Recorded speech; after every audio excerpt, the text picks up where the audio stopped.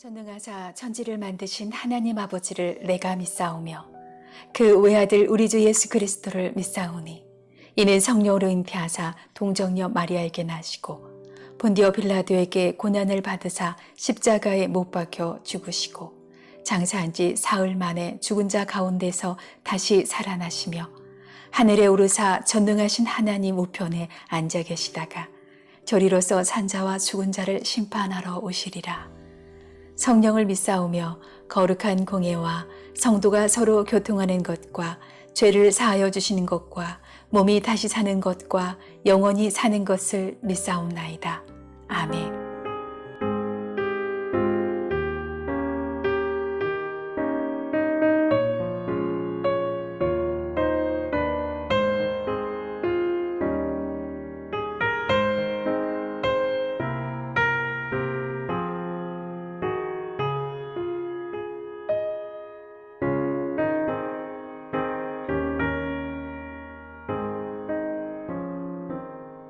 저 장미 꽃 위에 있음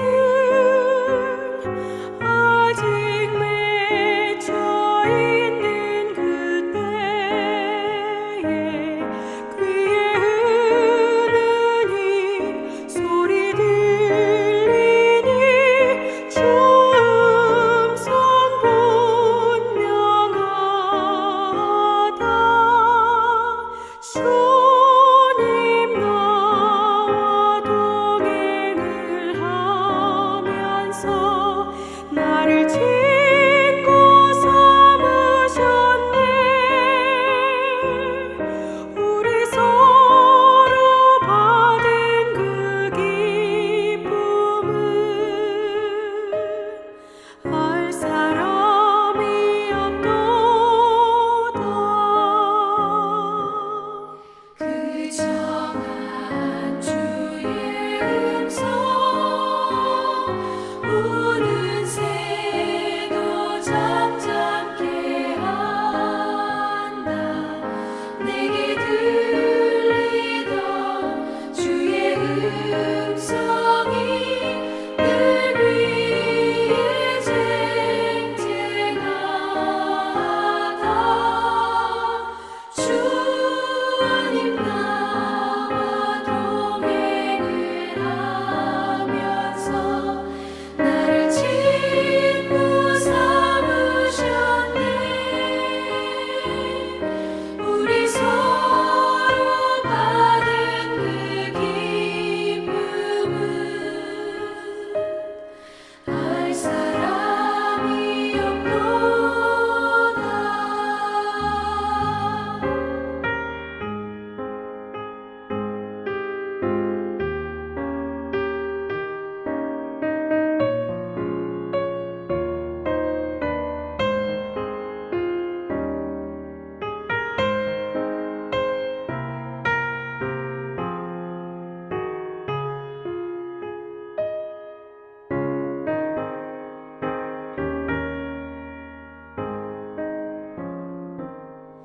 밤 깊도록 동산하네. 주와 함께 있으려 하나. 외로운 세상에 갈 일 많아서 날 가라며 가신 나. 주님 나와 동행을 하면서 나를 친구 삼으셨네. 우리 서로 받은 그 기쁨은 알 사람이 없도다.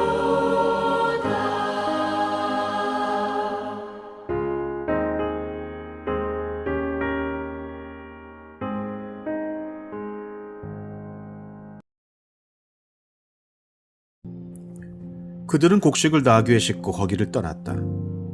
그들이 하룻밤 묵어갈 곳에 이르렀을 때에 그들 가운데서 한 사람이 자기 나귀에게 먹이를 주려고 자루를 풀다가 자루 어기에 자기의 돈이 그대로 들어있는 것을 보았다. 그는 이것을 자기 형제들에게 알렸다. 내가 낸 돈이 도로 돌아왔다. 나의 자루 속에 돈이 들어있어. 이 말을 들은 형제들은 얼이 빠진 사람처럼 떨면서 서로 쳐다보며 한탄하였다. 하나님이 어찌하여 우리에게 이런 일을 하셨는가? 그들은 가나안 땅으로 아버지 야곱에게 돌아가서 그동안 겪은 일을 자세히 말씀드렸다. 그 나라의 높으신 분이 우리를 보더니 엄하게 꾸짖고 우리를 그 나라를 엿보러 간 첩자로 여기는 것입니다. 그래서 우리는 그에게 우리는 정직한 사람입니다. 우리는 첩자가 아닙니다. 우리는 모두 한 아버지의 자식들로서 12 형제입니다. 하나는 잃고 또 막내는 가나안 땅에 우리 아버지와 함께 있습니다. 하고 말씀을 드렸습니다. 그랬더니 그 나라의 높으신 분이 우리에게 이르기를 어디 너희가 정말 정직한 사람들인지 내가 한번 알아보겠다. 너희 형제 가운데서 한 사람은 여기에 나와 함께 남아있고 나머지는 너희 집안 식구들이 굶지 않도록 곡식을 가지고 돌아가거라. 그리고 너희의 막내 아우를 나에게로 데리고 오너라. 그래야만 너희가 첩자가 아니고 정직한 사람이라는 것을 내가 알 수 있겠다. 그런 다음에야 내가 여기 잡아둔 너희 형제를 풀어주고 너희가 이 나라에 드나들면서 장사를 할 수 있게 하겠다 하였습니다. 그들은 자루를 비우다가 각 사람의 자루에 각자가 치른 그 돈꾸러미가 그대로 들어있는 것을 보았다. 그들과 그들의 아버지는 그 돈꾸러미를 보고서 모두들 겁이 났다. 아버지 야곱이 아들들에게 말하였다. 너희가 나의 아이들을 다 빼앗아 가는구나. 요셉을 잃었고 시므온도 잃었다. 그런데 이제 너희는 베냐민마저 빼앗아 가겠다는 거냐? 하나같이 다 나를 괴롭힐 뿐이로구나. 루벤이 아버지에게 말하였다. 제가 베냐민을 다시 아버지께로 데리고 오지 못한다면 저의 2 아들을 죽이셔도 좋습니다. 막내를 저에게 맡겨주십시오. 제가 반드시 아버지께로 다시 데리고 오겠습니다. 야곱이 말하였다. 막내를 너희와 함께 그리로 보낼 수는 없다. 그 아이의 형은 죽고 그 아이만 홀로 남았는데 그 아이가 너희와 같이 갔다가 또 무슨 변을 당하기라도 하면 어찌하겠느냐. 너희는 백발이 성성한 이 늙은 아버지가 슬퍼하며 죽어서 수월로 내려가는 꼴을 보겠다는 거냐. 시작과 기원의 책 창세기, 제가 아주 예전에 이제 꿈을 꿨는데요. 둘째 딸이 꿈속에서 다리가 불구가 되었습니다. 다리가 불구가 되어 있는데 아빠인 저를 보면서 마치 아버지의 사랑을 받기 원하는 듯이 환하게 이제 웃고 있는 한 장면이었습니다. 꿈속에서 그 딸을 보고 제 가슴이 너무 아팠어요. 잠에서 깨고 나도 그 꿈속에서의 아픔이 깼는데도 가슴에 이렇게 남아 있더라고요. 그래서 이 꿈을 계기로 첫째와 막내 사이에 끼어 있는 깨닫지 못했던 둘째에 대한 모습을 보게 되었습니다. 지금처럼 내가 둘째를 대하면 이 딸의 마음에 장애를 가진 모습으로 자라겠구나라는 생각이 이제 번뜩 들어서 아이에 대한 이제 저의 태도를 이제 개선하려고 노력을 했습니다. 이 가정의 지금 중요한 문제점, 아버지 야곱의 편애입니다. 아버지 야곱의 편애가 해결되지 않은 채 계속해서 자녀들에게 상처를 주고 있습니다. 도대체 왜 야곱은 이렇게 편애에 빠졌을까? 이 편애는 사실 엮이는 가정에서 이제 가장 흔히 볼 수 있는 모습인데요. 왜 야곱은 요셉과 베냐민을 편애했는가? 먼저 요셉과 베냐민은 야곱이 사랑하는 아내 라헬에게서 낳은 자녀들입니다. 하나님이 만드신 가정의 원칙은 일부 일처제이지요. 아담을 위해서 하나님이 여러 명의 아내를 만드시지 않았습니다. 일부 다처제, 하나님의 창조 질서를 거스른 그곳에서부터 문제가 시작되었죠. 야곱은 라헬을 포함해서 2명의 아내와 2명의 첩에게서 배다른 12명의 아들을 낳았습니다. 야곱은 라헬을 사랑했고 당연히 라헬이 낳은 자녀들을 다른 아내와 첩이 낳은 자녀보다 더 사랑했고 여기서부터 가정의 문제가 발생하기 시작했죠.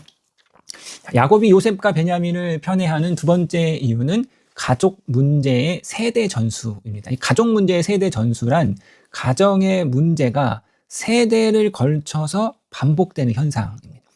아버지가 알코올 중독자면 그 아들도 알코올 중독자가 나올 확률이 높고 아버지에게 폭력을 당한 아들은 그 자식에게 또 폭력을 가할 이런 현상이 반복된다. 이것이 가족 문제의 세대 전수인데 이를 창세기가 잘 보여주고 있습니다. 야곱은 아버지 이삭으로부터 지독한 차별을 당했죠. 아버지 이삭은 야곱이 아니라 형 에서를 사랑했습니다. 어느 정도로 이삭이 에서를 사랑했느냐, 어느 정도로 편애했느냐, 하나님의 뜻을 거스를 정도로 에서를 편애했습니다. 하나님은 분명히 큰 자가 어린 자를 섬길 것이다. 첫째가 아니라 둘째를 선택했다고 말씀하셨는데 그럼에도 불구하고 이삭은 야곱이 아니라 사랑하는 장자 에서를 선택했습니다. 결국 야곱은 아버지의 사랑, 아버지의 선택을 받기 위해서 형 노릇을 합니다. 아버지 앞에서. 아버지가 내가 누구냐 물었을 때 야곱은 아버지의 축복을 받기 위해서 자신을 형 에서라고 대답합니다. 이 얼마나 그때 그 야곱의 마음이 비참했을까? 그 야곱의 마음이 얼마나 큰 상처를 그때 입었을까? 아버지의 지독한 편애에 대한 깊은 상처가 야곱에게 있습니다. 아버지 이삭에게 받은 그 상처를 야곱이 고스란히 자녀들에게 되풀이하고 있죠. 편애가 세대를 걸쳐서 반복되고 있습니다. 가족 문제의 세대 전수이지요. 이 가족 문제의 세대 전수를 3000년 전에 쓰여진 창세기가 우리 가운데 말해주고 있는데요. 정신분석의 창시자 프로이드가 19세기에 태어났습니다. 그러니까 정신분석, 심리학, 유전학에 대한 이해가 전무한 고대 사회에서 성경은 아브라함과 이삭과 야곱 그리고 12아들들의 이야기를 통해서 이 가족 문제를 설명해 주고 있어요.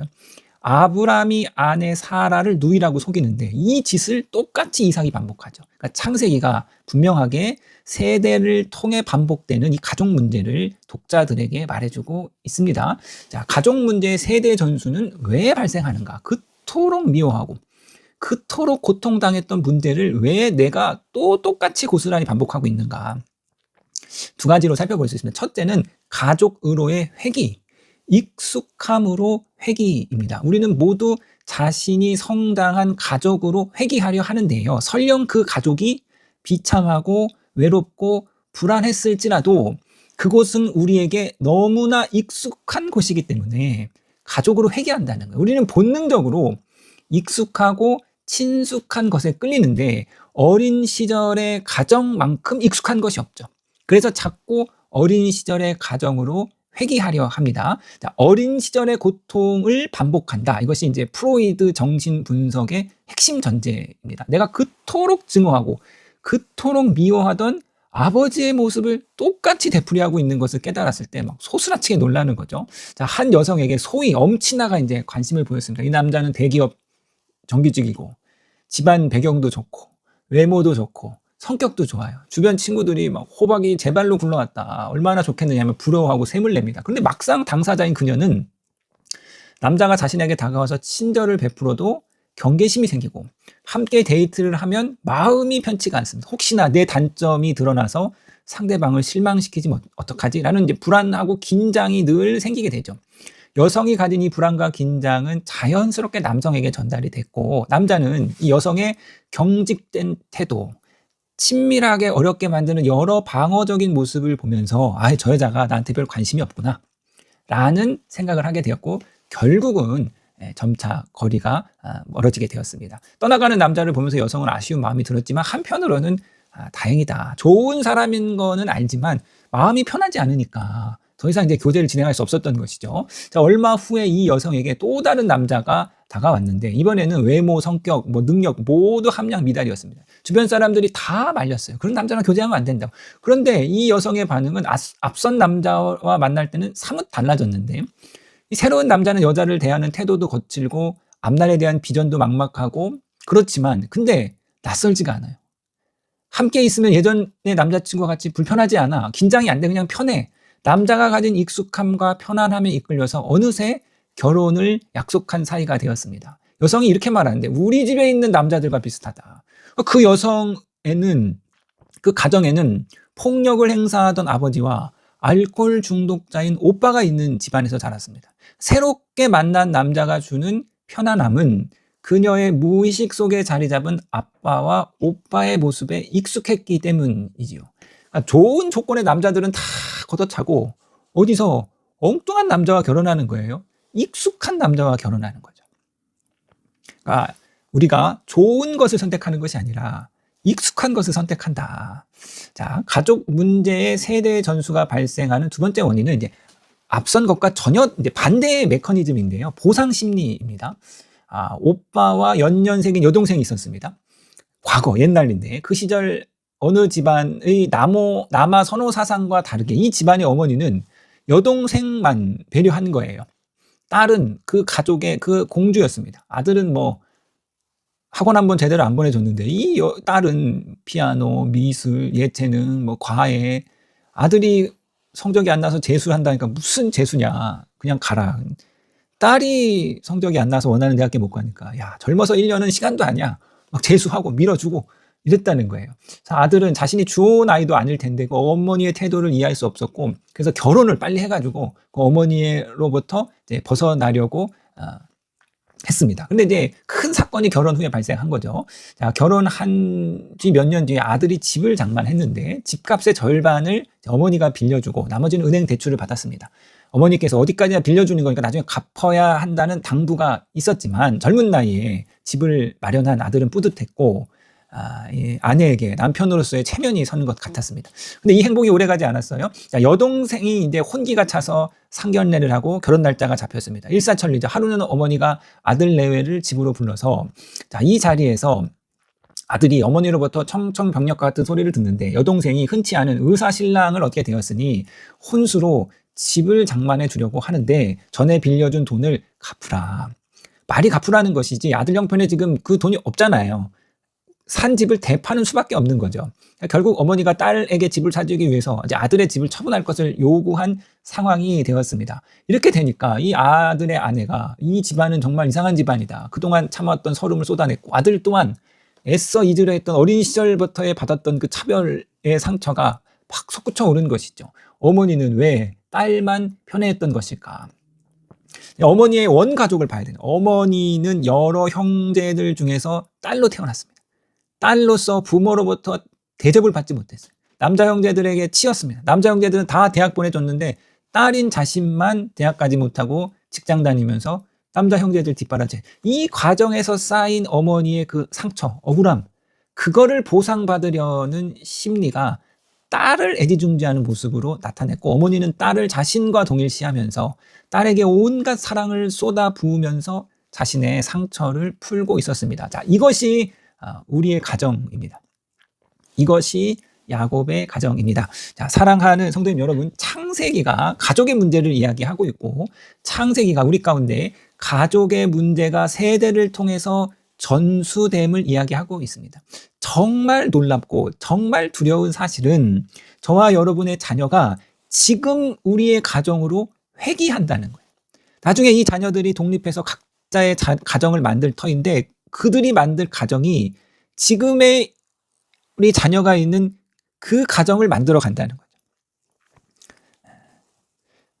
지금 가정이 행복하면 우리 자녀들이 회귀할 가정도 행복인 것이고 지금의 가정이 불행하면 늘 싸우고 늘 이 복잡하면 자녀들이 돌아올 가정도 다시 그 가정이라는 것입니다. 그렇다면 우리가 오늘 어떠한 가정을 만들어야겠는가? 다시 한번 생각해 봐야겠습니다. 자, 최광현 교수가 이렇게 말하고 있는데요. 가족 문제의 세대 전수를 어떻게 끊을 수 있을까? 보에는 문제에 직면한 사람은 어린 시절의 가족을 객관적으로 살펴보는 것이 필요하다고 말한다. 자기도 모르게 나타나는 어린 시절 익숙했던 행동들이 자녀와 배우자에게도 자신이 아이 때 느꼈던 비참한 감정을 심어주고 있음을 깨닫고 그 경험을 누구에게도 물려주지 않겠다는 다짐을 해야 한다. 사랑하는 성도님 여러분, 저와 여러분의 가정을 향한 하나님의 분명하고 선명한 뜻은 우리의 가정의 회복입니다. 우리 가정이 건강한 가정, 행복한 가정이 되어서 이 가정을 통해서 건강한 자녀들이 행복한 사람들이 만들어지기를 소원하시는 거죠. 그래서 오늘 새벽에 하나님 앞에 우리 가정을 품고 가정의 회복을 품고 그렇게 나아가시는 저와 여러분이 되시기를 주님의 이름으로 부탁드리겠습니다.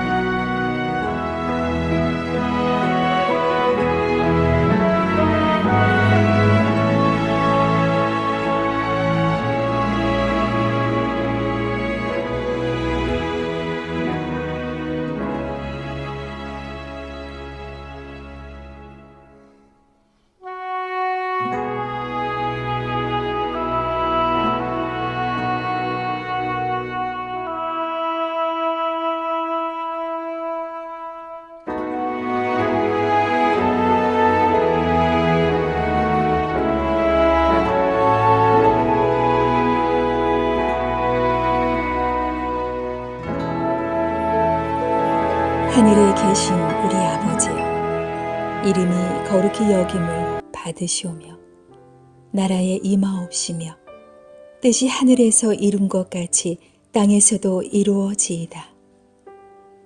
오늘날 우리에게 일용할 양식을 주옵시고 우리가 우리에게 죄 지은 자를 사하여 준 것 같이 우리 죄를 사하여 주옵시고 우리를 시험에 들게 하지 마옵시고 다만 악에서 구하옵소서. 대개 나라와 권세와 영광이 아버지께 영원히 있사옵나이다. 아멘.